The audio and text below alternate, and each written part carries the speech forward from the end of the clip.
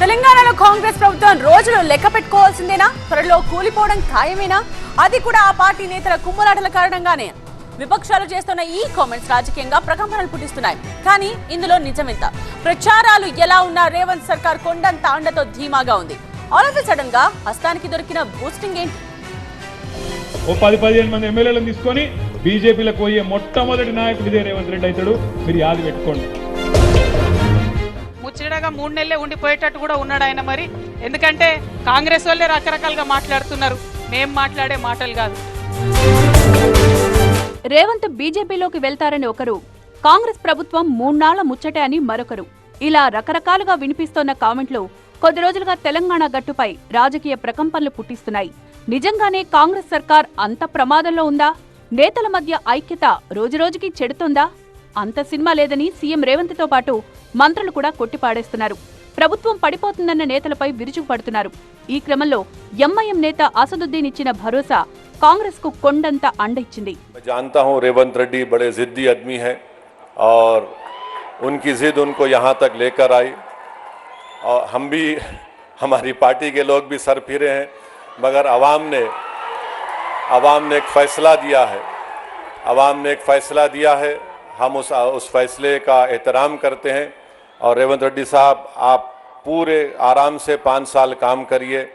तेलंगाना की डेवलपमेंट के लिए, तेलंगाना के प्रोग्रेस और प्रॉस्पेरिटी के लिए एमआईएम पार्टी आपके साथ खड़े रहेंगी. बहुत बहुत शुक्रिया. 5 ఏళ్ల సీఎం రేవంత్ రెడ్డికి కాంగ్రెస్ సర్కార్కి ఎలాంటి ఫికర్ అక్కర్లేదన్నారు అసదుద్దీన్. నిజానికి కాంగ్రెస్ బలం 64 మంది ఎమ్మెల్యేలు, ఎంఐఎంకి 7 ఎమ్మెల్యేలున్నారు.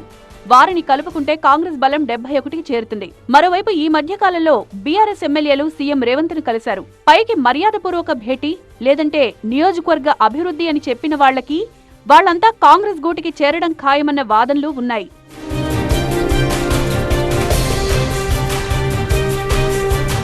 సీఎంను కలిసిన వారిలో కొత్త ప్రభాకర్ రెడ్డి, సునీత లక్ష్మారెడ్డి, గూడెం మహిపాల్, మాణిక్ రావు, ప్రకాష్ గౌడ్, తెల్లం వెంకట్రావు, కాలే యాదయ్యలున్నారు.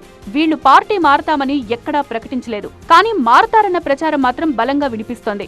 ఒకవేళ వీళ్లు కూడా కాంగ్రెస్ కి షిఫ్ట్ అయితే ఆ పార్టీ బలం 78కి చేరుకోనుంది. చేరికలపై జగ్గారెడ్డి చేసిన వ్యాఖ్యలు అప్పట్లో పెద్ద దుమారాన్ని రేపాయి.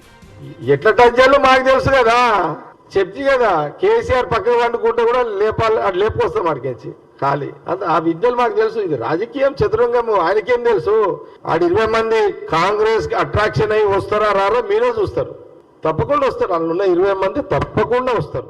ఆపరేషన్ ఆకర్ష్లో భాగంగా బీఆర్ఎస్ ఎమ్మెల్యేలను కాంగ్రెస్ లాక్కుంటుందా, లేదంటే నియోజకవర్గ అభివృద్ధి మంత్రం అంటూ గులాబీ ఎమ్మెల్యేలే హస్తంగూటికి చేరతారా?